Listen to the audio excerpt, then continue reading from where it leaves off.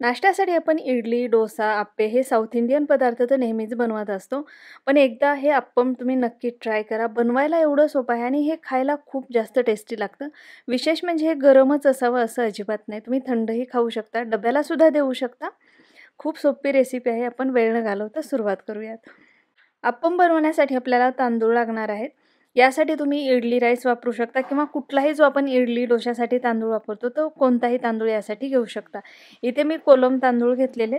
या कपाने मोजून 3 कप एवढे तांदूळ आहेत. हे तांदूळ स्वच्छ धुवून घ्यायचेत आणि जसं आपण इडली डोशासाठी 5-6 तास तांदूळ भिजवून घेतो तेवढंच याला भिजवून घ्यायचे. आता हे तांदूळ मी 6 तास भिजवलेले आहेत.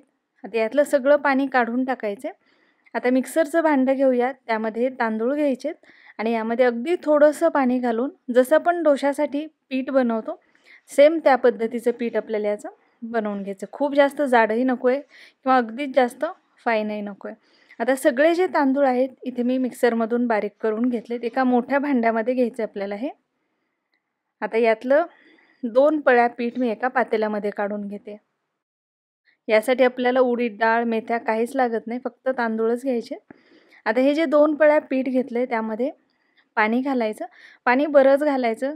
त्याच्या डबल किंवा ट्रिपल पाणी लागतं आपल्याला. हे भांडं गॅसवरती ठेवायचे आणि याला सतत हलवत आपल्याला कमी फ्लेमवरती शिजवून घ्यायचे. यामुळे अप्पम खूप जास्त सॉफ्ट होतात, चवीलासुद्धा छान लागतात.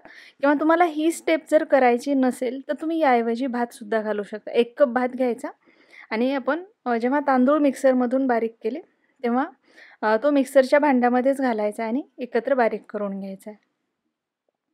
आता हे पीठ व्यवस्थित शिजलं गेलेलं आहे, बघू शकता. तर गॅस बंद करायचा आणि हे आपल्याला गार करून घ्यायचं आहे. हे व्यवस्थित गार झाल्यानंतर आता हे मी पुन्हा एका मिक्सरच्या भांड्यामध्येच घेते. हे तुम्ही डायरेक्ट त्या पिठामध्येही मिक्स करू शकता, पण बऱ्याचदा काय होतं हे व्यवस्थित मिक्स होत नाही. त्यामुळे मी शक्यतो असं मिक्सरच्या भांड्यामध्ये घेते. आता यामध्ये आपल्याला नारळ घालायचा. 1 कप एवढं ओलं नारळ घेतलेलं आहे. तेही यामध्ये घालूयात. आणि यामध्ये अगदी थोडंसं पाणी घालून फक्त आपल्याला हे मिक्सरमधून एकत्र करून घ्यायचं. याला खूप बारीक करायचं नाही. फक्त एकदा याला मिक्स होईल एवढंच फिरवायचं आहे. तर बघू शकता हे व्यवस्थित मिक्स झालेलं आहे. खूप बारीक अजिबात केलेलं नाही. आता हे जे आपलं बॅटर आहे त्यामध्ये घालायचे आणि याला मिक्स करून घ्यायचे.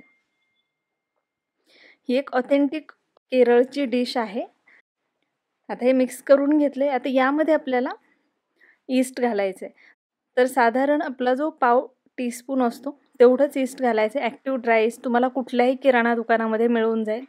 तर अगदी थोडंसं लागतं. जर तुम्हाला ऑथेंटिक रेसिपी बनवायची असेल तर ईस्ट घाला. जर तुमच्याकडे ईस्ट नसेल तर अगदी थोडासा तुम्ही खायचा सोडासुद्धा वापरू शकता.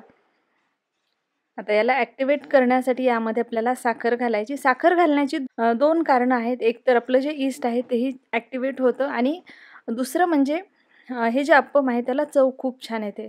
जसं आपला ब्रेड असतो त्या पद्धतीची चव याला येते. आता साधारण पाव कप एवढी मी साखर घातली, मिक्स करून घेतलं आहे. यावर झाकण ठेवायचे आणि 8-10 तास आपल्याला किंवा रात्रभर हे फर्मेंट व्हायला ठेवायचे. आता हे मी रात्रभर असंच ठेवलेलं होतं. दुसऱ्या दिवशी सकाळी बघू शकता पातेलं अगदी काठोकाठ गच्च भरलेलं आहे. पीठ खूप छान जाळीदार झालेलं आहे. जाळी खूप मस्त आलेली याला. आता यामध्ये मीठ घालूयात आणि याला मिक्स करून घेऊयात. ओव्हर मिक्सही करायचं नाही. अशा पद्धतीने आपल्याला याला मीठ मिक्स होईल एवढंच मिक्स करून घ्यायचं आहे. आणि आता याचे लगेच मी अप्पम बनवणार आहे. त्यासाठी गॅसवरती तवा गरम करायला ठेवलेला आहे. तवा व्यवस्थित तापू द्यायचा. तवा व्यवस्थित गरम झाला की त्यावरती आपल्याला अशा पद्धतीने हे बॅटर सोडायचं. याला खूप पातळ बनवायचं नाही आपल्याला. अगदी हलकंसं पसरवलेलं आहे मी, जाड ठेवायचं. यावर झाकण ठेवायचे आणि याला व्यवस्थित आपल्याला भाजून घ्यायचे. तर बघू शकता याला जाळी खूप छान पडते. मस्त जाळीदार असं आपलं अप्पम तयार होते. हे व्यवस्थित भाजलं गेलं की याला आपल्याला पलटून घ्यायचं. पलटून घेणं सुद्धा ऑप्शनल आहे. बरेच जण याला एकाच साईडने भाजतात. तसंही छान लागतं कारण यावर झाकण ठेवलेलं असतं त्यामुळे ते पूर्णपणे शिजलं जातं, कच्चं अजिबात राहत नाही. वरतून मी अगदी थोडंसं तेल सोडलेलं आहे. खालची बाजू व्यवस्थित भाजली गेली की याला अगदी थोडंसं मी या बाजूने सुद्धा भाजून घेते. रंग पाहू शकता खूप छान आलेला आहे. यामध्ये साखर घातल्यामुळे याला रंग खूप छान येतो. आता दुसऱ्या बाजूने सुद्धा हे थोडंसं मी भाजून घेतलंय. आता काढून घेऊयात आपण. तर बघू शकता अगदी जाळीदार असे आपले अप्पम तयार होत आहेत. अशाच पद्धतीने मी राहिलेले अप्पम देखील तयार करून घेणार आहे. तर हे तुम्ही जर नॉन-व्हेज खात असाल तर चिकनसोबत खाऊ शकता, अंडा करीसोबत खाऊ शकता. व्हेजमध्ये तुम्ही काळ्या चण्याची भाजी बनवू शकता, यासोबत बटाट्याची भाजी बनवू शकता. कशासोबतही छान लागतं. स्पेशली मुलांना खूप आवडतं कारण याची टेस्ट बऱ्यापैकी ब्रेडशी मिळती-जुळती असते. तर इथे बघू शकता काही अप्पम मी तयार करून घेतलेले, त्यासोबत काळ्या चण्याची भाजी केलेली आहे, जे कॉम्बिनेशन खूप मस्त लागतं.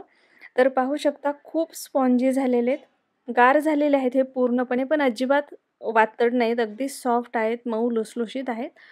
तर करून पहा. रेसिपी जर तुम्हाला आवडली असेल तर नक्की लाईक, शेअर आणि चॅनलला सबस्क्राईब करायला विसरू नका. आणि सगळ्यात महत्त्वाचं म्हणजे तुमच्या कमेंट्स नक्की कळवा.